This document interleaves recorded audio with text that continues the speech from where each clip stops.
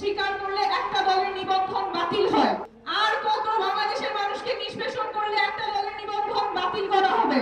আমরা আজকে সবাই একত্রিত হয়েছি আওয়ামী লীগের বিচারের দাবিতে।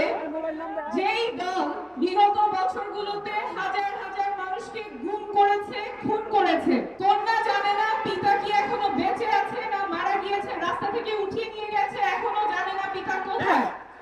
জুলাই আগস্টে কয়েকদিনের ব্যবধানে হাজার হাজার মানুষকে নির্মমভাবে আহত করেছে, পঙ্গু করেছে, অন্ধ করেছে, সারা জীবনের জন্য তাদের কর্মক্ষমতা হারিয়েছে।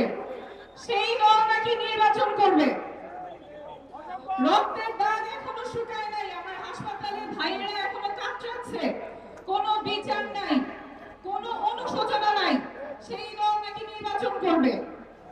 আর কত নির্যাতন করলে মানুষকে, আর কত নির্যাতনের মধ্য দিয়ে নিয়ে গেলে, গুম খুনের স্বীকার করলে একটা দলের নিবন্ধন বাতিল হয়।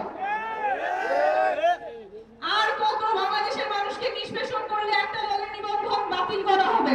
বিচার, আওয়ামী লীগের বিচার করতে হবে। গুম খুনের সাথে জড়িত আওয়ামী লীগ এবং আওয়ামী লীগের সহযোগী অঙ্গ সংগঠন মহিলা লীগ, যুবলীগ, শ্রমিক লীগ, যারাই গুম খুনের সাথে জড়িত ছিলেন তাদের সবার বিচার নিশ্চিত করতে হবে। বিচার নিশ্চিত হওয়া ছাড়া আওয়ামী লীগ নির্বাচনে অংশগ্রহণের আলোচনা এই বাংলাদেশে হবে না, হবে না, হবে না। আওয়ামী লীগের বিচার নিশ্চিত করতে হবে। এই বাংলাদেশে বিচার নিশ্চিত হবে, তার আগে তারা নির্বাচনে অংশগ্রহণ করবে না। এটা বাংলাদেশের মানুষ নিশ্চিত করবে।